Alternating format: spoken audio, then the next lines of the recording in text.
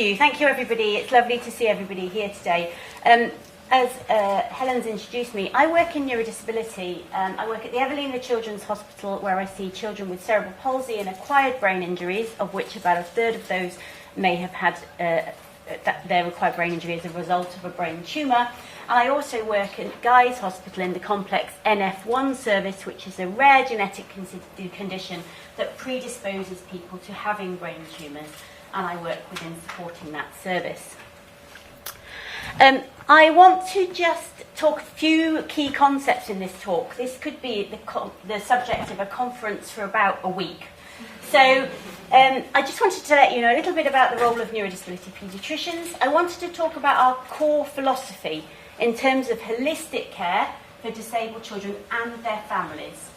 Think about how we approach a health condition in the context of their social environment.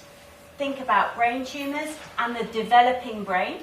Our brains develop from birth right to the time we die, all the way through our life, and how that impacts them.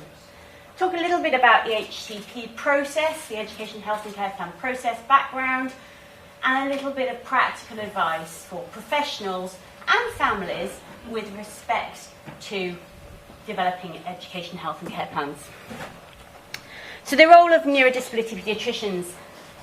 Essentially, we are general paediatricians. We look after children in the context of a distracting, complex neurological diagnosis or complex healthcare needs.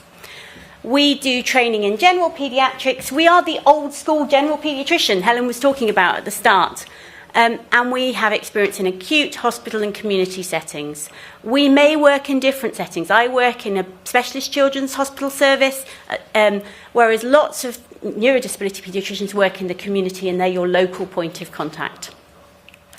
We're very experienced in working in multidisciplinary teams. Neuropsychology, occupational therapy, physiotherapy, working with education, working with social care workers. This is something called the International Classification of Functioning Disability in Health. This was published in 2001 by the World Health Organization. And it was groundbreaking, shouldn't be to us now, but groundbreaking in fact that a young person with a health or an old person with a health condition has impact on all of these different things. It's not just the medical bit of body. We don't work on bits of body. We have to think about, do we have a pointer? Yeah. We have to think about the bit of body, but actually what's really important to how we live, what we do, how we participate, what environment we live in, and who we are. And that's really essential.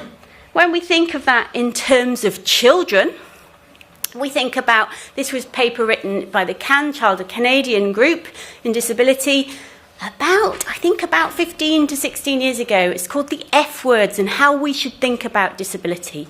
And it's translating that ICF construct, thinking about the bits of the body, how we work, how we participate, our environment and who we are, into how it means for children.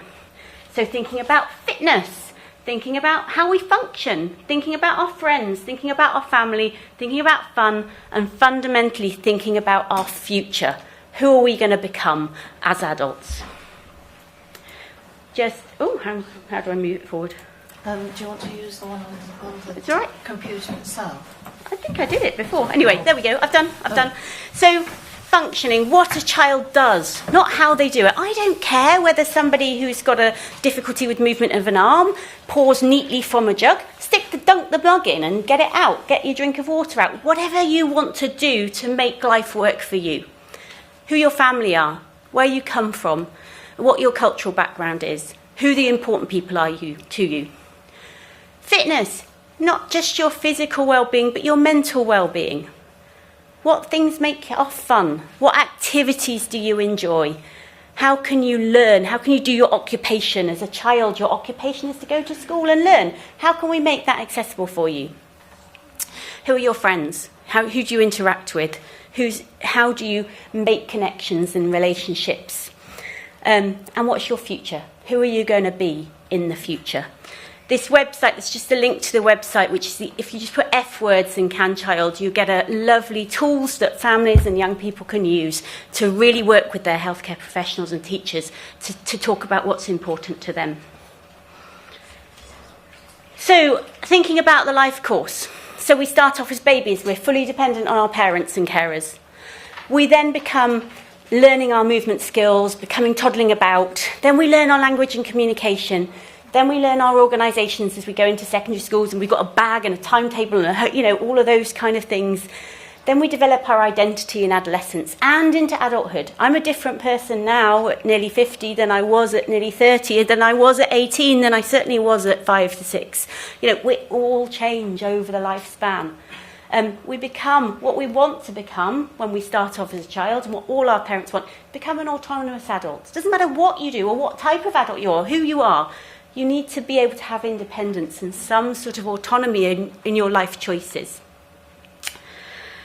So brain tumours and the developing brain.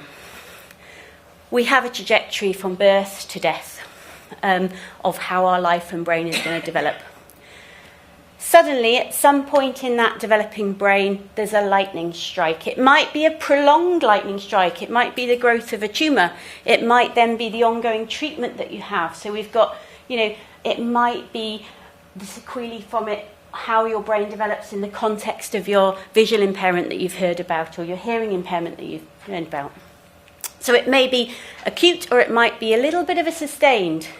You've got interruption of normal life stages.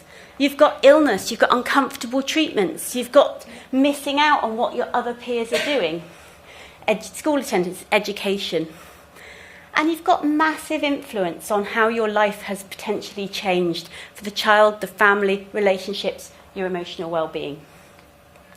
And then you have ongoing challenges. Naomi's talked about vision, Helen's talked about hearing impairment, we're going to talk about learning later.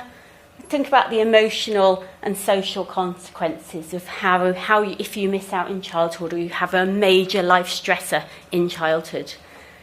And you need, understandably, support, reasonable adjustments, and these are lifelong. These are not just at one point in time. I've got a picture up there, I'm going to come on to it. When I was at medical school, you learn, there's a movement bit of your brain, there's a learning bit of your brain, there's a balance bit of your brain, there's a vision bit of your brain. Now we have much better understanding. That picture, I don't understand it. This was published in Nature 2024. This is all our super duper whizzy, amazing functional technology now, showing networks of how the brain is connected. Every single little part of your brain is talking to each other. When I reach out and pick up that glass, I'm not doing complicated maths. My eyes are seeing, sending the messages to the brain, talking to my movement system, getting myself exactly the right tension to pick up and know how heavy that is. That's how complex the brain is. And if one little bit of that bit of brain isn't working, oh my goodness, that's really challenging, isn't it? A simple thing, getting yourself a drink of water. So it's understanding that. So common reasons for needing an education, health and care plan: communication and interaction needs, cognition, learning difficulties, social, emotional and mental health challenges, sensory and physical needs. Does that resonate with people who are survivors of brain tumours? All of those elements are going to impact on your life, on your learning, going into adult life. So education, health and care plans were established in 2014, and it was after review of special educational needs. The SEND reforms were kind of revolutionary, and they were welcomed in lots of ways because they were legally binding. Local authorities had a legal framework in which to work.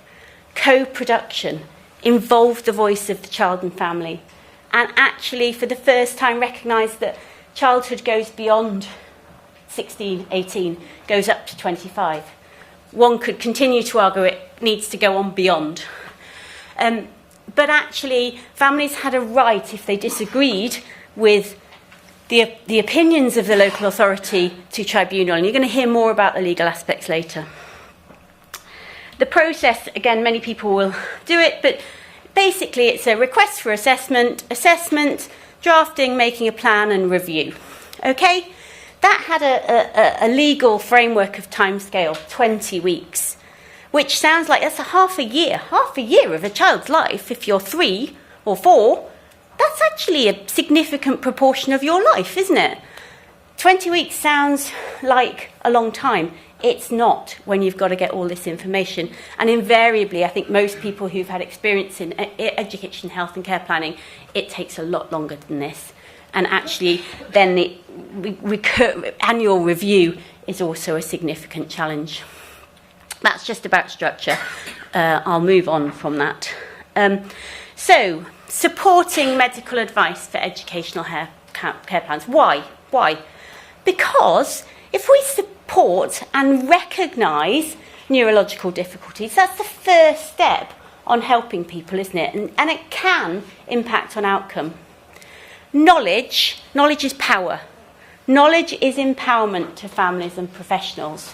If we know something's a challenge, we highlight it, somebody might be able to help us. And actually, from adversity comes resilience. Actually, when you talk to a lot of young parents and carers and young people who have disabilities and have had a massive life curveball thrown at them, a lot of them say, I've grown, I'm a different person. I'm not the person I expected to be, but I've grown from that and I've got actually a lot more skills that other people don't have. And that is really, really important.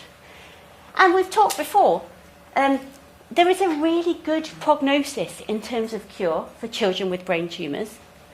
And actually, it doesn't take a lot of reasonable adjustments to allow people who've got severe disabilities, either learning or physical, to achieve in life. We don't watch the Paralympics and go, what's that person's disability? We watch it and go, wow, what an amazing athlete. We don't look at Stephen Hawking and say, oh my goodness, what a terrible affliction he's got. We think, gosh, that's the man with the most powerful brain that's ever lived since Einstein. You know, I've got a young person who's got severe visual impairment from an optic pathway glioma in early childhood. She's written a novel aged 16 in the pandemic because she was bored.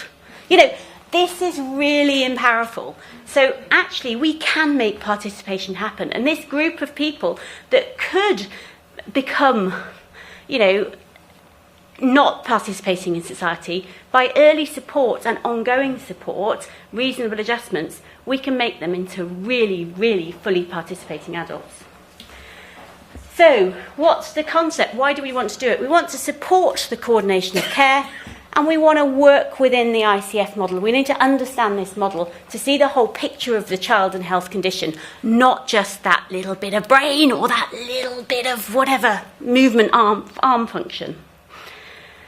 So tips for supporting. So what our role is to support the local authority teams in assessing what the needs are for the EHCP. Really important to describe the child holistically, but anchoring that description in the medical diagnosis. So we have to, as doctors in neurodisability, we have to understand the pathology. We do actually have to know a little bit of medicine and understand how the brain works. We shouldn't forget that medical contribution carries a lot of weight, and the family are at a disadvantage if medical professionals do not provide the information and don't communicate it well. We are the kind of bridge between what the child says and then how we link that to medical information and turn it into practical advice. It's essential to get our wider health professionals involved, so physios, occupational therapists, nurses, speech and language therapists, to ensure it really captures the child's needs holistically. Using clear language like needs, not would benefit one from.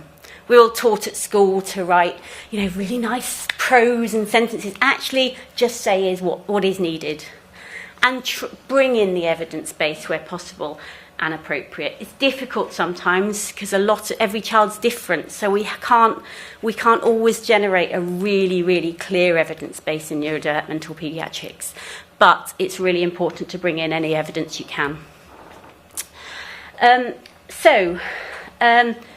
How health needs affect affect access to education. You're going to hear about fatigue later, thinking about medication management in schools, how it impacts on attendance if they're having regular medical reviews. You're going to hear about the really essential role of clinical neuropsychological assessment, describing the strengths and difficulties of the child, what they need in the classroom. Remember that children, particularly children with brain tumours or who have had brain injury, will almost never fit into one diagnosis box. They are not just, they've got autistic spectrum disorder or ADHD. They have a combination of all of these things. Think about, with your assessments, capacity and performance. So what they can do when they're in a quiet clinic room doing an assessment, when they're being coached, compared to what you can do and achieve on an everyday level when you're in a busy classroom and there's loads of things going on. That can be very different. Processing, so our job is to process all the information, and most importantly, asking the child and family, but listening to them. Because so often we ask a child, how's life, how are things going, what's challenging at school? And they might say something, and you're writing something else down, and you're not actually hearing what they are saying. Well, I know I've got a plan to leave the lesson 5 minutes early, or I know I can have a toilet pass, but, you know, that teacher hasn't heard of that, or I'm scared to put my hand up. Well, actually, that's really important, isn't it? And thinking about lifespan and transition planning needs to be thought about. So, I'm conscious, questions and discussion. There are supporting documents that you can give in terms of easy access to actually helping you write EHCPs. Breaking news this week, it's all going to be revised. Not until I believe 2030 won't be significantly changing. But the reality is most families who've experienced EHCP planning is it's really challenging. Timescales, reviews, going to tribunal because people don't agree. It's a massive waste of resource and it's really hard to effectively implement. And that's